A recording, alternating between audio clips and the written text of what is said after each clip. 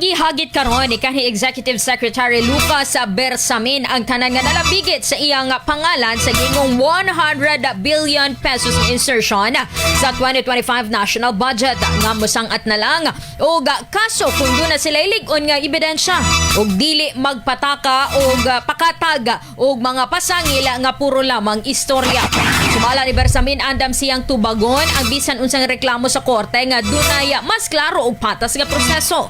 Subling giparugan ni Bersamin nga wala siya'y kalabutan sa bisan unsang budget insertion ug dili trabaho sa Office of Executive Secretary ang manghilabot sa pondo sa ubang ahensya.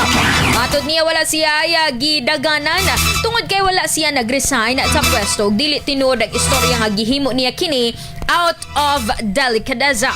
Ang Malacanang sab matod pa ang angay nga mohatag og pagpasabot kalabot sa giingong resignation nga walay kamatuoran.